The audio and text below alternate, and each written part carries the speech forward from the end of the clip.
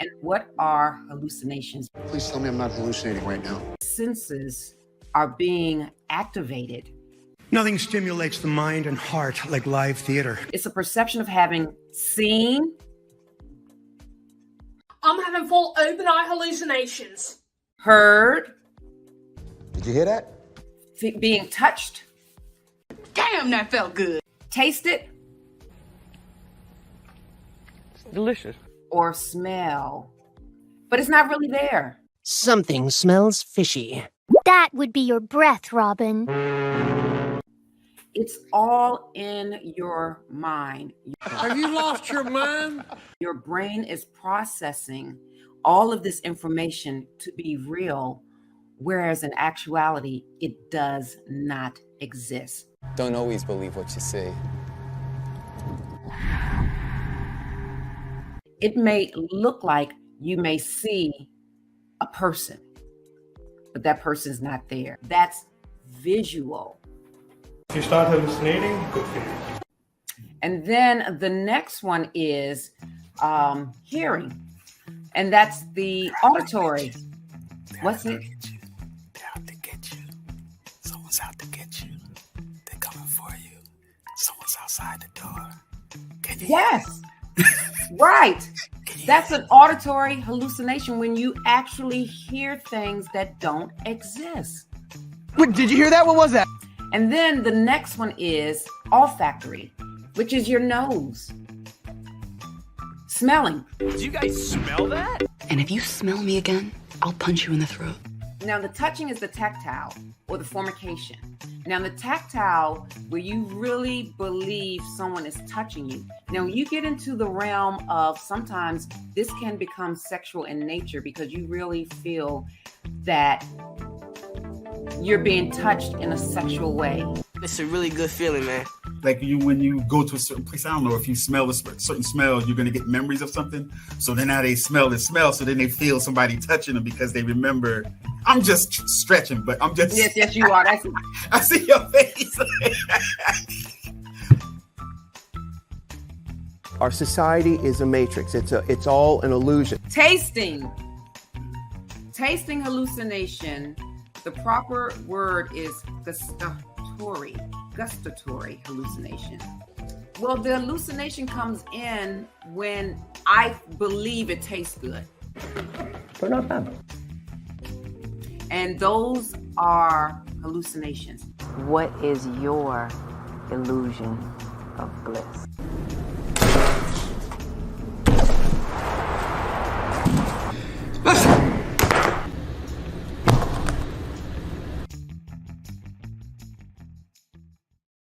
Hello, my urbanites. Welcome into the Urban Suite with me, Dr. Lisa LaCon.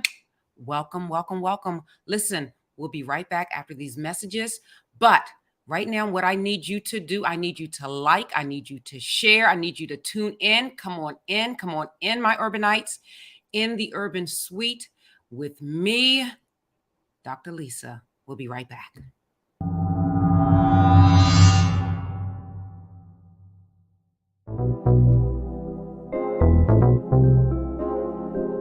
You are entering the Urban Suite with Dr.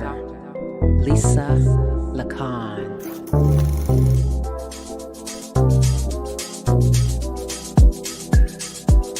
Let's talk about urban issues plaguing our community. Good to hear. That's good to hear. Let's talk about mental health. All right. Welcome back with me, Dr. Lisa. So you all know last month, May, I can't believe we're in our 6th month in the year. Last month was Mental Health Awareness Month. But I said, you know what, Dr. Lisa, mental health awareness should be every single month of the year. So I'm extending mental health awareness. So tonight we are talking about what is schizophrenia. We hear it on the news. We may see it in the media in terms of the television shows, the movie shows that we watch. But what do we really know about this chronic brain disease? Well, you're going to find out with me in the Urban Suite after you hear a word from our sponsor, Blessed Ministries Incorporated, as well as our missing person. So stay with us. Urban Twos for Change Network is sponsored by Blessed Ministries Incorporated, BMI, the premier workforce development agency in the state of New Jersey. We are here to serve you. If you have a history of being on parole, if you are on probation, if you are an adult with a disability, if you are a youth with a disability and you're looking for employment, come check us out at 973-733-WORK. So again, BMI sponsors Urban Twos for Change Network.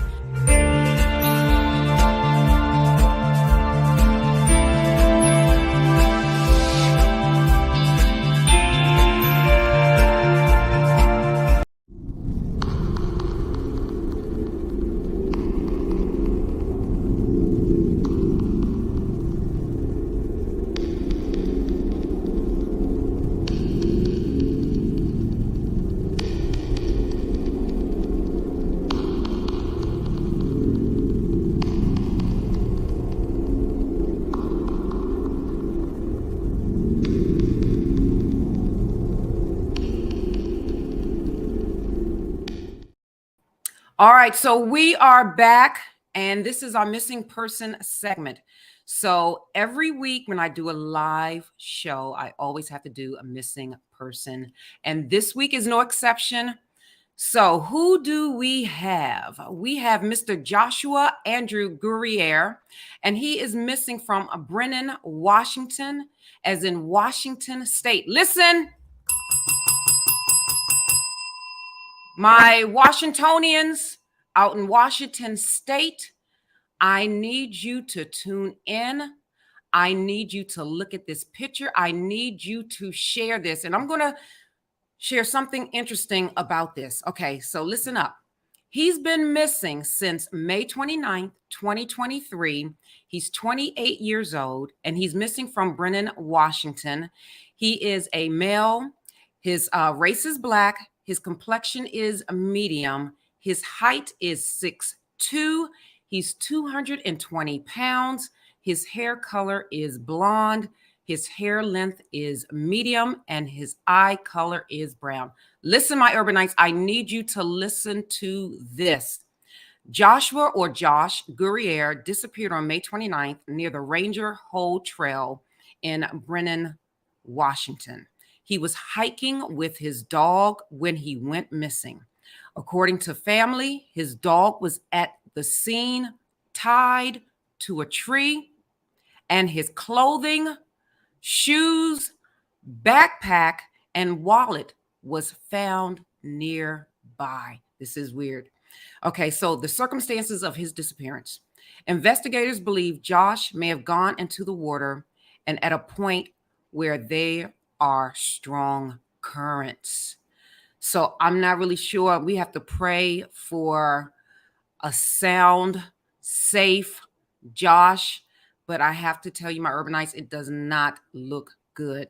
But anyone with information, please contact the Jefferson County Sheriff at area code 360-385-3831.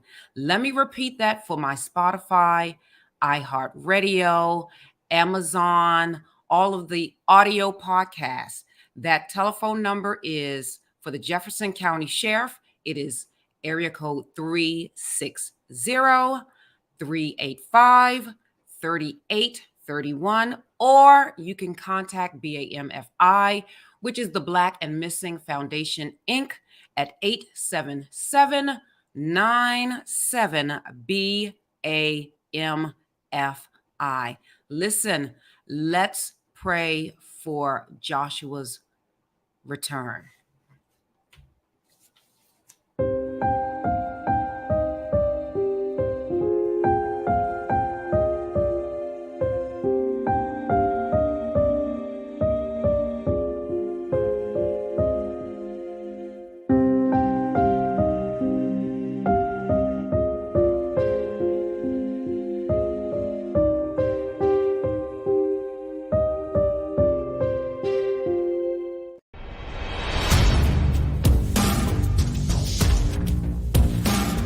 More fun. And it's like, oh my gosh, and then the thing is, it's suited just for you. Whatever you watch, that's what it knows. The algorithm is suited just for Lisa. It's like a fingerprint. Your TikTok is going to be totally different than mine. Yours is going to be totally different. It's a whole like, oh my gosh, it's incredible.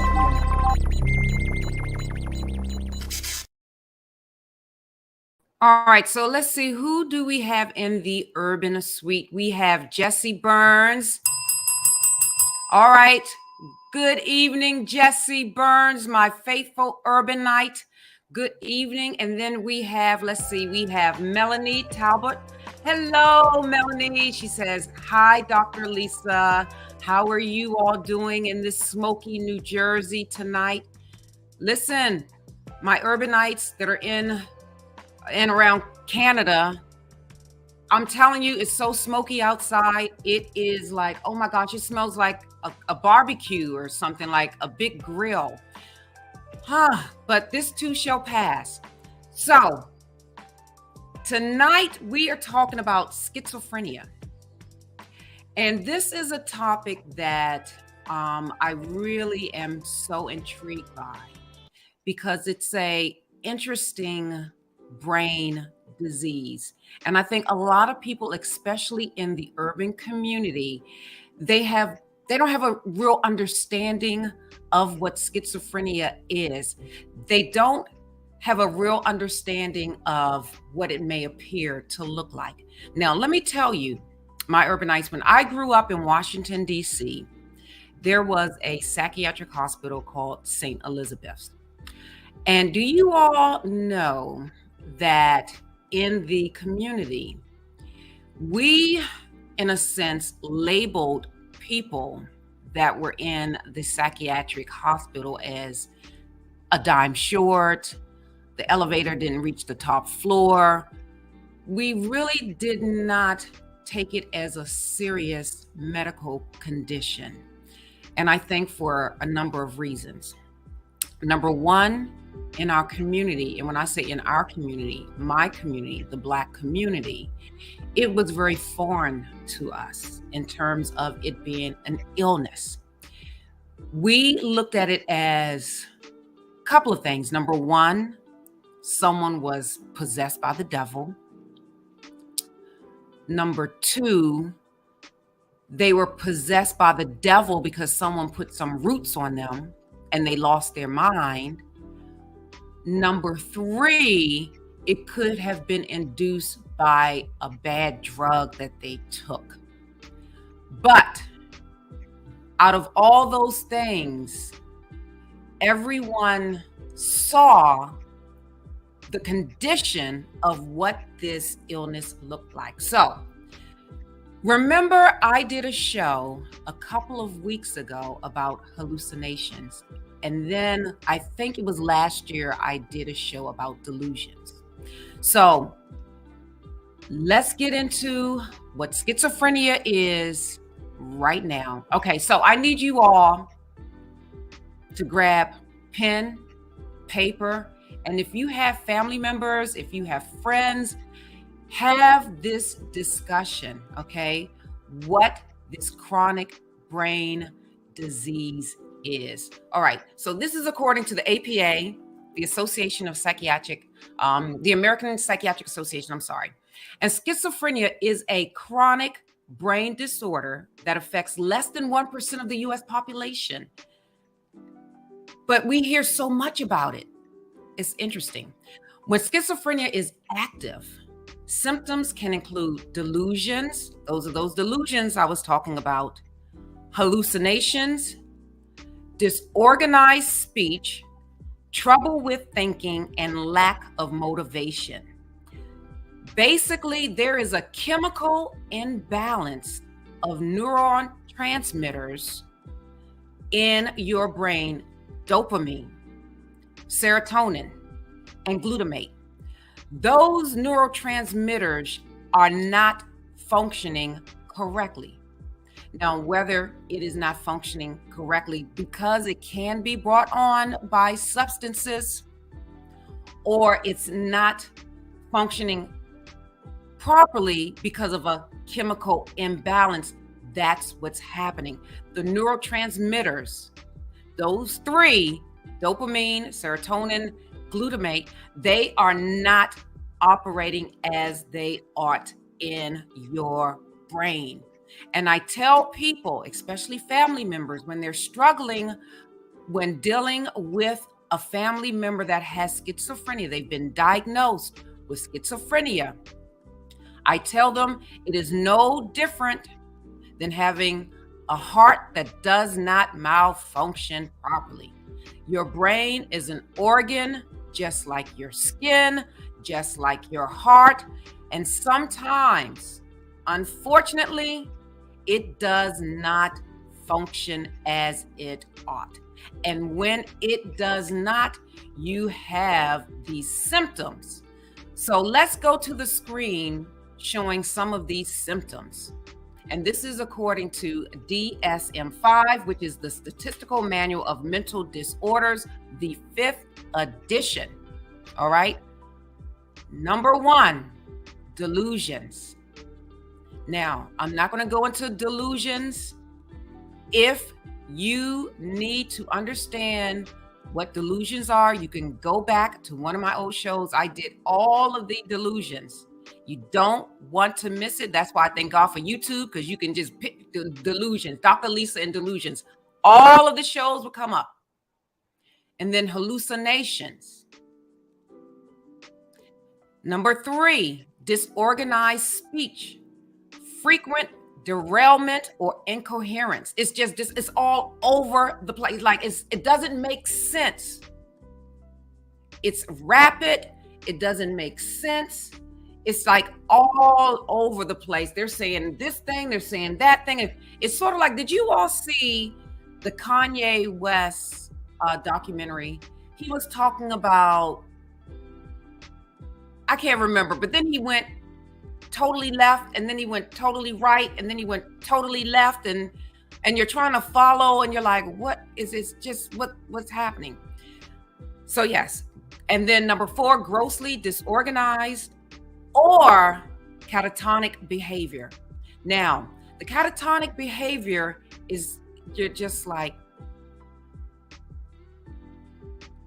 flat. We call that a flat affect. And then you have these negative symptoms as well: affective flattening, alogia or alogia, and avolition. So you all may not be familiar with those two terminologies, those two words, alogia and avolition.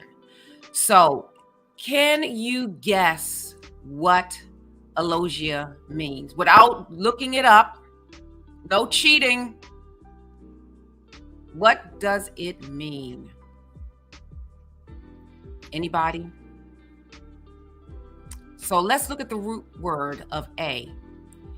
Typically in the medical realm, the medical arena, when you see A, that word, it means without something, okay? Without whatever. So alogia is without what? And then you look at the other root word, logia, which means speech. So this is a person without speech. We call this poverty of speech. And then avolition, when someone has volition, they have motivation to do something. They have a drive to do something. They have a will to do something. If you are a person and you have avolition, it's a total lack of motivation, will, or drive to do anything. You're not interested in anything whatsoever. You're just physically present, but you don't want to engage in anything. All right. So that's basically what schizophrenia is in a nutshell. And then you have several categories of schizophrenia. So you have a positive side of symptoms, and then you have a negative side of symptoms. Now, the reason why they call it positive is because you are engaged in something.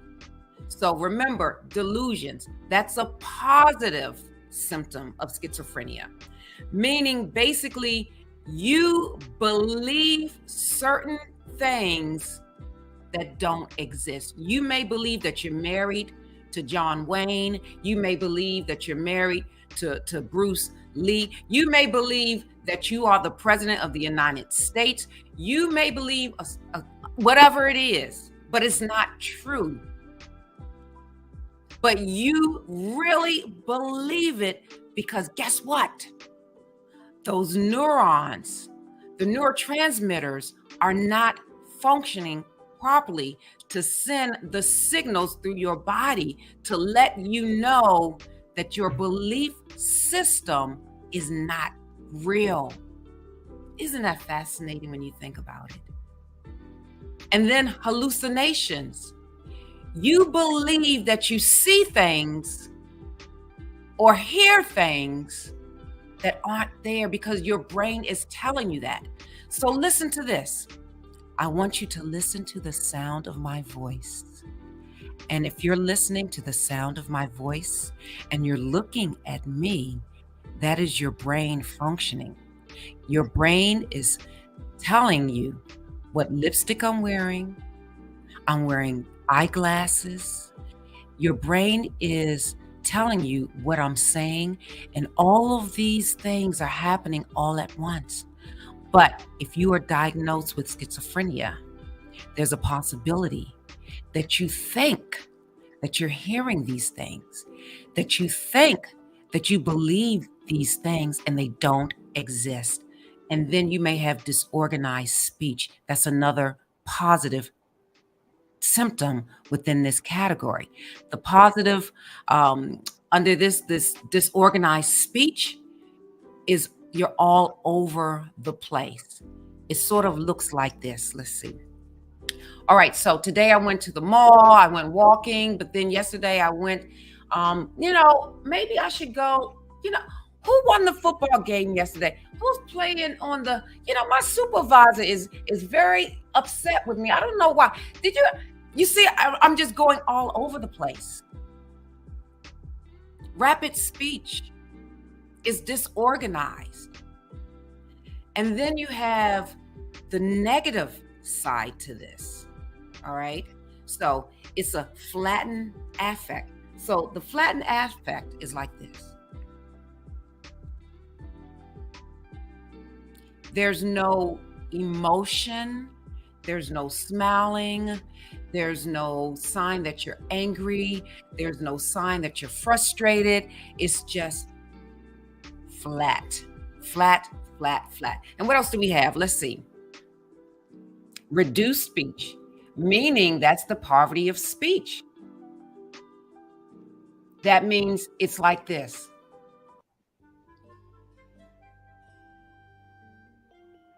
Someone will ask you a question, and you may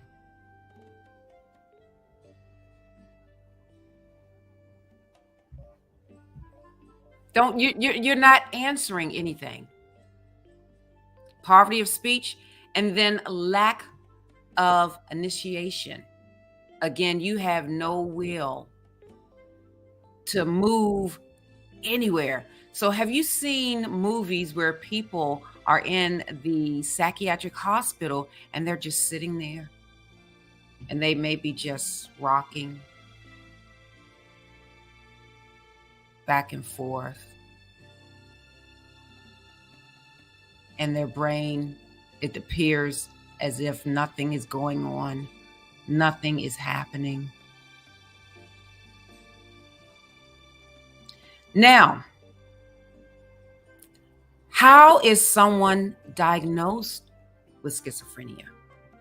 Because remember, you guys, it's all about duration of those symptoms.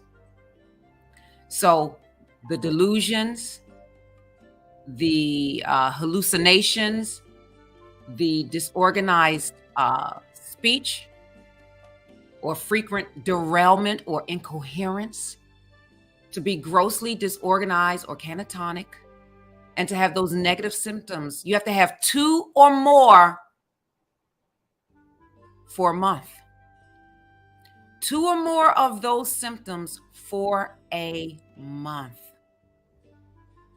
So say, for instance, Patty. Patty may experience hallucinations, and that's about it for a week. Patty would not be diagnosed with schizophrenia. Patty could be experiencing hallucinations and delusions for 3 weeks. It's close, but Patty would not be diagnosed with schizophrenia. So, what if Patty is, number 1, having delusions, hallucinations, as well as being grossly disorganized for 3 months? And this is consistent for 3 months. Patty may be diagnosed with schizophrenia, because let me share this with you. So, diagnosis of schizophrenia involves ruling out mental health disorders that can determine that symptoms are not due to substance abuse, medication, or a medical condition. Determining a diagnosis of schizophrenia may include having a physical exam. Why do you want a physical exam? Why do you want a physical exam? A physical exam is done to help rule out if there are any complications, underlying complications that you may have. One thing that is important about having a physical exam, because say, for instance, let's see, Graves' disease. If a person is diagnosed with Graves' disease, meaning they have an overactive thyroid condition, it can mimic symptoms of schizophrenia. Isn't that interesting? Isn't that interesting? Seriously. All right. So, and then you want to have tests and screenings. You know, you may want to have CT scans. You may want to test for alcohol and drug usage, because let me tell you right now, I'm in the process of researching more about marijuana and the impact it has on the brain, and how often, if a person is always using marijuana, chronically using marijuana, listen to this, it can mimic symptoms of a person who is diagnosed with schizophrenia. All right. So then you want to have a psychiatric evaluation, of course. A psychiatric evaluation is done by a licensed clinical social worker, a psychiatrist, a person that is able to assess and do an evaluation. And then also you want to have the diagnostic criteria of the DSM-5. So those are 4 areas. 4 areas. You want to, 1, have that physical examination to rule out any underlying condition that you may have. Number 2, test and screening. The test and screening will be done to see if you are a chronic user of alcohol or any other substance. Number 3, a psychiatric evaluation. And then number 4, the DSM-5. because oftentimes I read one study where they were saying that when it came to Black Americans being diagnosed with schizophrenia, they overly diagnosed them and they did not look into the physical exams. Check your thyroids, please. That Graves' disease is very serious, and I'm going to have a medical professional on and in the Urban Suite to talk about it, because we don't talk about that disease enough. We don't talk about it. Real quick, Dr. Lisa. Two things. I want to take a quick break, and then we'll talk about the beautiful mind. I want you to explain to everybody how that goes.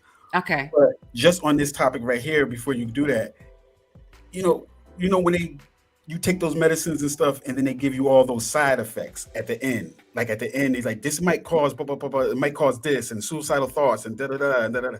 So sometimes it might be the medicine too that people are taking, not just like illegal drugs or whatever too, but that chemical imbalance is going to come from like some type of medication, something that you're ingesting. Right. So that's why the test and the screening is important, Yeah. because those tests, depending on the test, can determine what's in your system. Because they'll do the blood test, they'll do a urine, they'll do all that, a CAT scan, all those scanning, blood tests, all of those screenings. So that's why it's important. It's also important and this is what I always tell all my urbanites: you are in the driver's seat of your health. You have to let your physician know, your therapist know what medications you are taking, as well as the possible side effects that you are experiencing. Now, you may say, well, how do I know the side effects? Well, did you have these symptoms prior to you ingesting or however you use this medication? So say, for instance, I was on a medication, I can't think of the name, and it was for high blood pressure. I was having severe heart palpitations. So I read what some of the side effects were. I took it to the nurse, and she was getting ready to tell me that that's not a side effect until I pulled it out and I had it highlighted. And I said, this is a side effect. I'm experiencing this. So when you go to your medical health professional, you have to advocate for yourself. And you have to also know what you can kind of do to subdue those things, because the last thing you want to do is to stop taking your medication. What you can do, you have to have a wonderful relationship with your psychiatrist if you have been diagnosed with schizophrenia. If you believe that the medication is not working appropriately for you, have the discussion, because your psychiatrist is there to help you.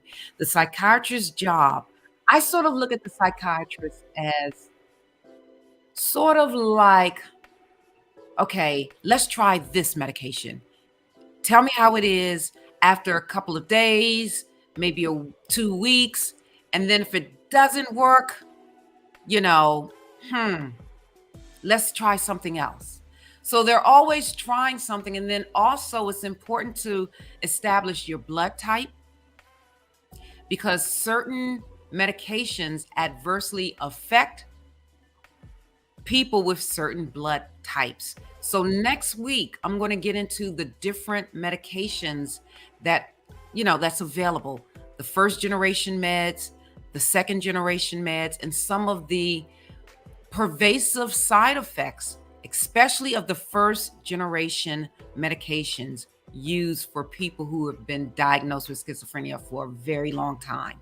Now, the interesting and wonderful thing about schizophrenia, well, we're going to talk about that when we come back, right?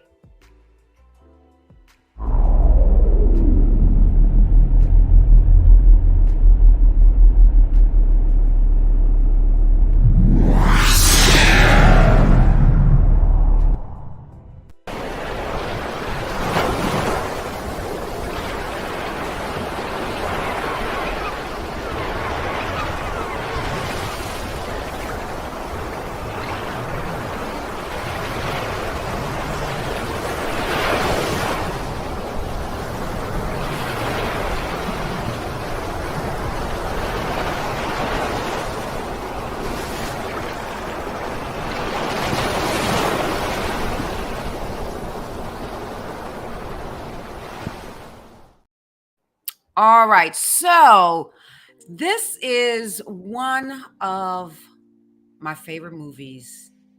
Listen, my urbanites, if you get a chance, please watch this movie called A Beautiful Mind. It's with Russell Crowe, and he is depicting the life of Dr. John Nash Jr. I actually had the opportunity when I graduated from Rutgers he was the guest speaker, the keynote speaker at my graduation. And when he came out on the stage, I was like, wait a minute, I saw the name, but I didn't put two and two together. I was like, wait a minute, that's Dr. John Nash. He was a brilliant, and when I say brilliant, a brilliant man. He was a professor at Princeton University, but he was challenged with schizophrenia. Because the reason why they say it's chronic, because it can persist for a very long time. Like there is no cure. You can be treated, and every day is a recovery journey day. So if you look at this picture right here, Dr. Nash, played by Russell Crowe, is sitting down at the desk, and the gentleman standing up, he sees him all the time, but that man does not really exist. So, based on the definitions, is Dr. John Nash experiencing an hallucination or delusion? Which one would it be? Curtis, wake up. Which one would it be? I got my mic off because Oh. I would say both, because he thinks the guy's real. Because you go more into that story about, like, he knew this guy in college. This was his college room, like, friend, like, that he went to college with, and then he became a professor, and knew him for years and years and years. And the wife, always heard about him and always thought he was a real person. But when they found out that he had schizophrenia much later in his life, when he was a grown man, go a little bit more into that part of the story too. But I would say it was both, because he could see him when the guy was really there. So that's like hallucination, right? That is correct. He believed that he was having conversations, doing things, maybe even going places with that guy. And that's a delusion, Well, yes and no. In terms of the definition, it would be a hallucination. Okay. Yeah, it would be an hallucination. But Now, say, for instance, if he believed that, because he was in school, that was real. Right. But when he was on that roof talking to him about different stuff and everything, and looking at the people down on that was a hallucination. You got me confused. That was an hallucination. Right. Because he actually saw something, saw a person that was not there. Yeah. That was not there. But what about the stories and stuff that he made up about, okay, well, this part might be a delusion though. Because when the wife was saying, like the guy, FBI was after him. Yeah. And that was a delusion. Right. That same guy he thought was like a Russian spy. But that was the delusion. That is correct. That is the delusion. And that was a paranoid delusion.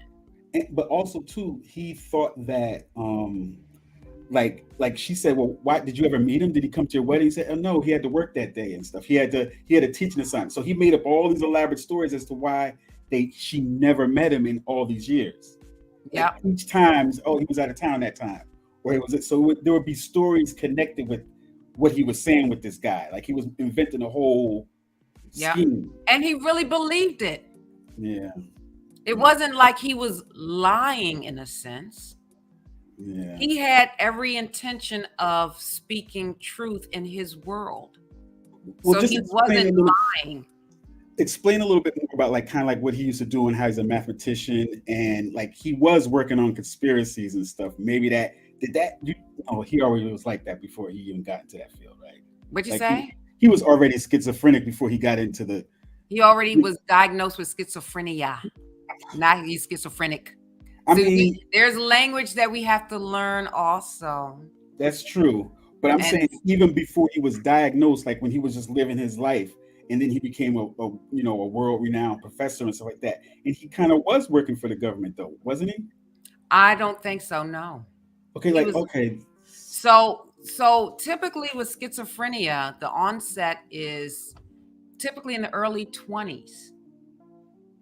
And it's due to, it can be induced by some type of pressure to perform or whatever. So that's why a lot of college students, unfortunately, a lot of college students become diagnosed at that age, that 20, 21, 22, 23, that age where they're sort of like their brain is not fully developed.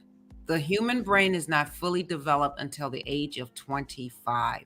So it could be a couple of things that happen to, I guess, to have someone have this diagnosis of schizophrenia.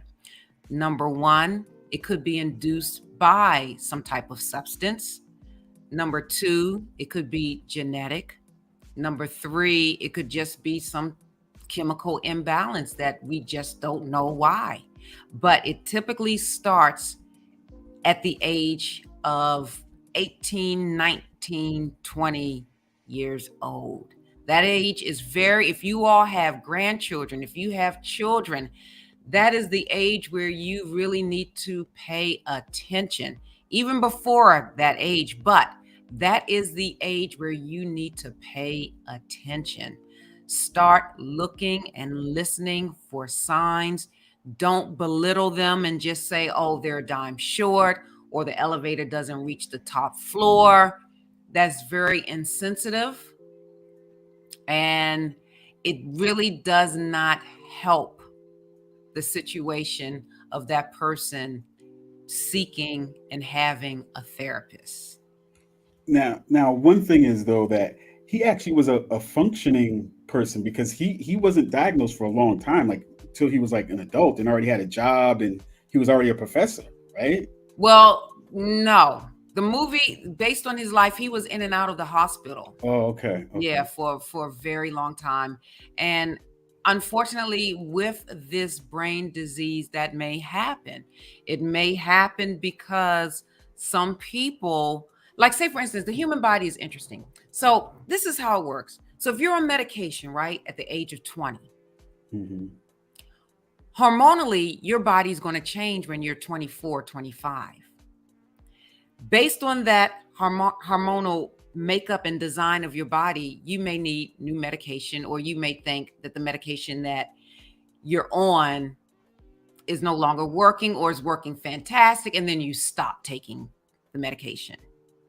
Or you stop taking the medication as a result of the side effects of maybe a dry mouth, a side effect of being lethargic, a side effect of weight gain. And the weight gain comes from you may not be active.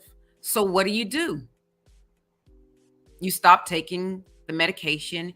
You may not consult with your doctor. And then what happens? Then you start hearing things. You start believing things that aren't real. And then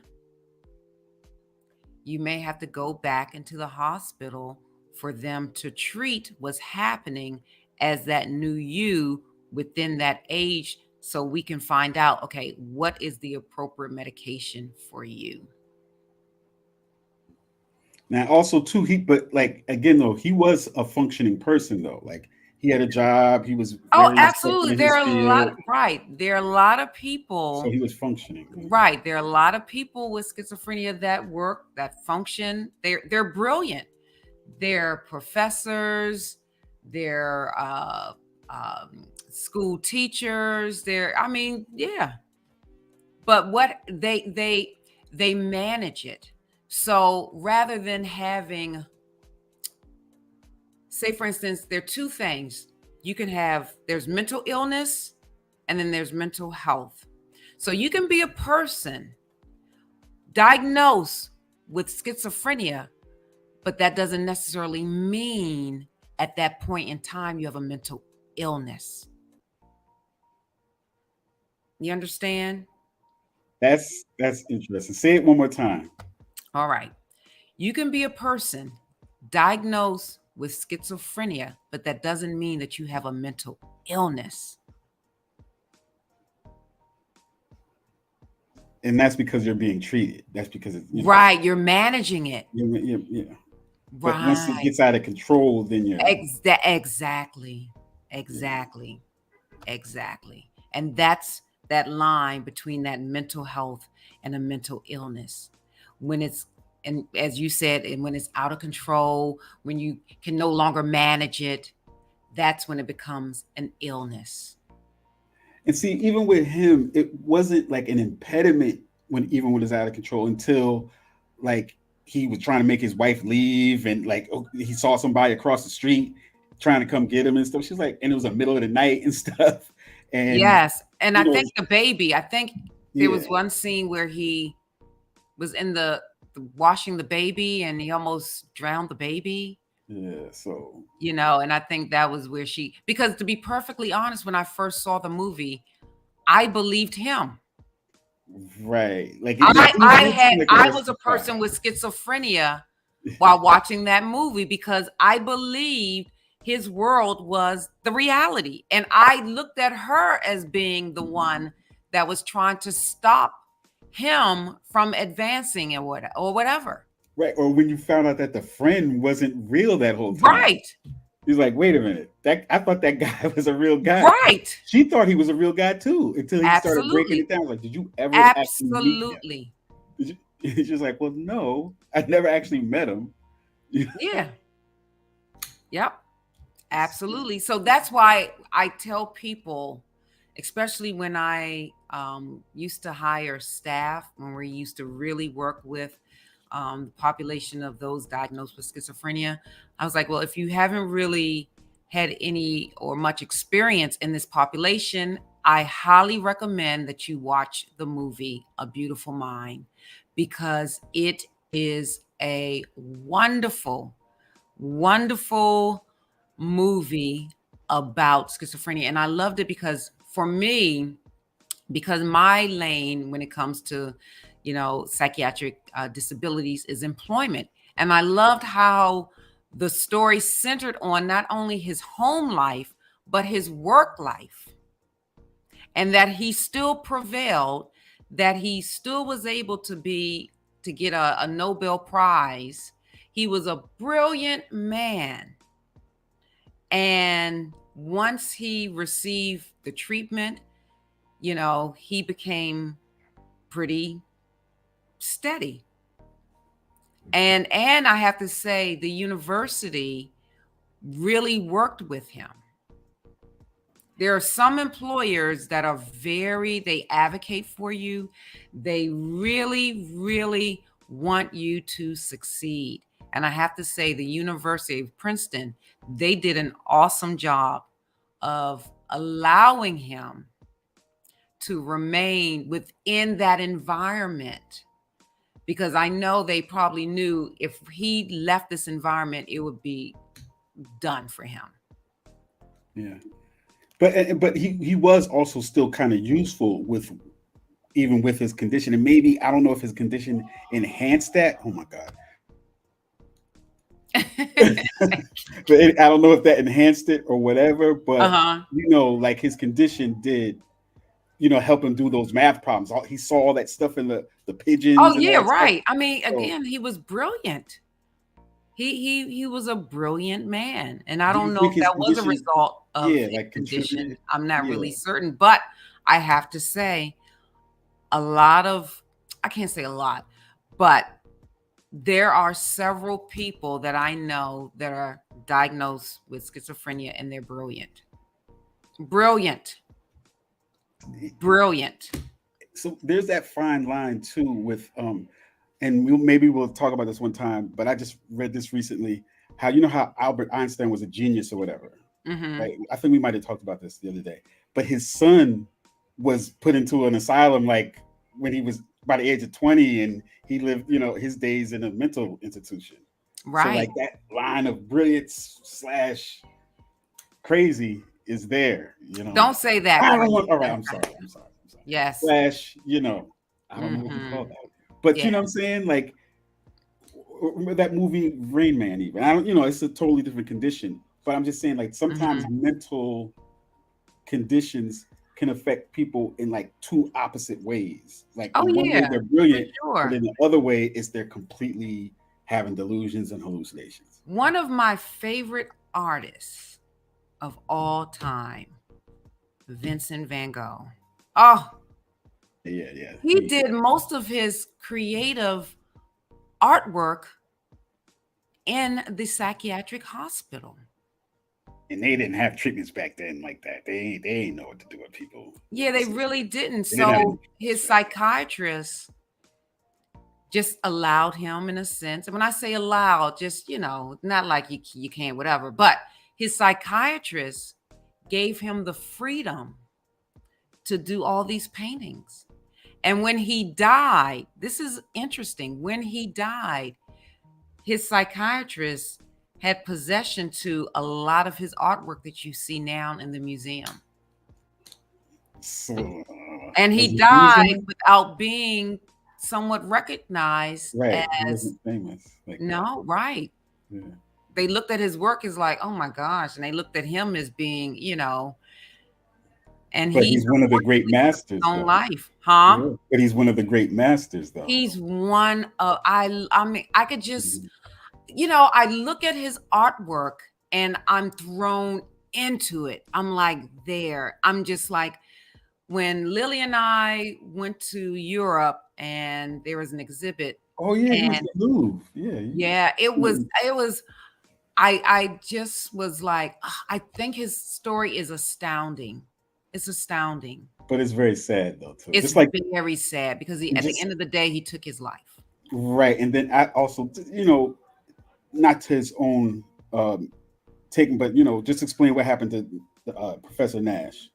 So, with Professor Nash, he and his wife came from traveling, and they caught a cab. I was going to say taxi cab. They caught a taxi cab from the airport, Newark Airport, and they got into a car accident on the New Jersey Turnpike, and they did not have their seatbelts on. The cab driver drove into a barrier, and they fatally flew out the car and died. He and his wife together, right here in New Jersey on the Turnpike. That's crazy. That is, you know, because he would like he wasn't going to actually take the taxi. I think you said before too, right? Like, right. They took an earlier flight because that wasn't their normal driver. So this driver picked them up early because their flight arrived early.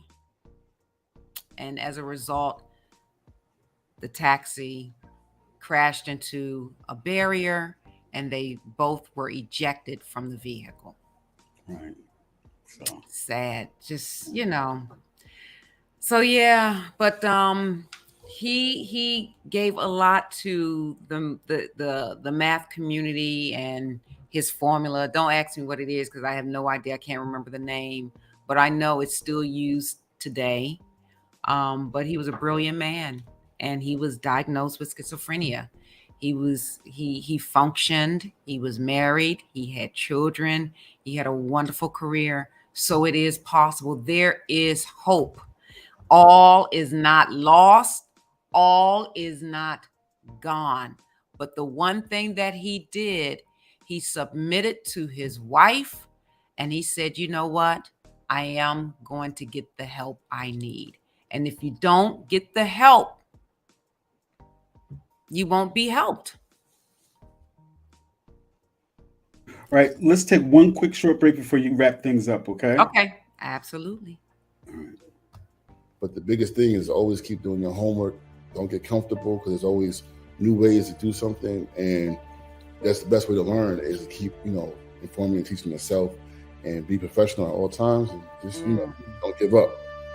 Don't give up. That's just like that clip at the beginning. Don't give up. That is key. Don't give up. Do not give up. Don't give up. If you know your purpose in life, you should never give up. You keep pushing that plow. Keep putting your hand and pushing that plow. We're not going to give up. It's not going to come just by osmosis, in a sense. We must not give up. Or just by you saying, I'm going to do this, I'm going to do that. Never give up. Ніколи не здавайся. Ніколи не здавайся. You have to work hard at it. And you can do it. I won't give up. I know we can do this together.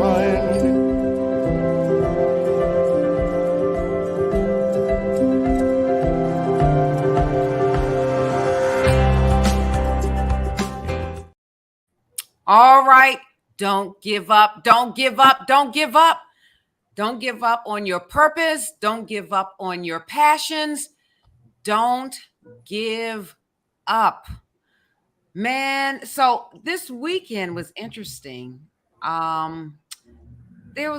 We went to church and the pastor said, even if you're scared, move. I love that. Even if you're scared, just move. Don't give up. So listen, my urbanites, next week we're going to go into the medications, first generation medications, second generations, some of the side effects, and then we're going to talk about bipolar disorder. So next week is going to be very interesting. It's going to be good. 7 p.m. Eastern Standard Time. I need you all to subscribe. I need you to like. I need you to share. I am on YouTube. I'm on Facebook. I'm on LinkedIn. I am on the audio platforms of Spotify, Google Podcasts, Amazon, iHeartRadio. I'm on all of those platforms. There's no excuse. You don't have to look at my face. You can just listen to my voice. You don't have to look at me. You can just listen to my voice. So hopefully my urbanites, you learned something. Curtis, did you learn anything tonight? Yes, I did. What you learn, Curtis? What you learned? That you can actually be very functional and be diagnosed with schizophrenia. Oh, I'm glad. Yes, that is what I wanted to be a takeaway. Yes, you can. Very functional. Yes. Did that change your perspective about schizophrenia? Yeah, a little bit, as well as, just, having to do the research and stuff and reading through some of the materials and checking out some more stuff about the movie and stuff like that. That definitely put everything together. And, it's good that we have places like BMI that gives people a chance that have, Absolutely. things like that. Yes, absolutely. So that's very good. Yes, yes, yes. So my urbanites, I thank you all for coming into the Urban Suite with me, where you laugh, learn, cry, and you grow. That's what it's all about. So I will see you next Tuesday, 7 p.m. Eastern Standard Time in the Urban Suite with me, Dr. Lisa LaCon. Molly, take us away.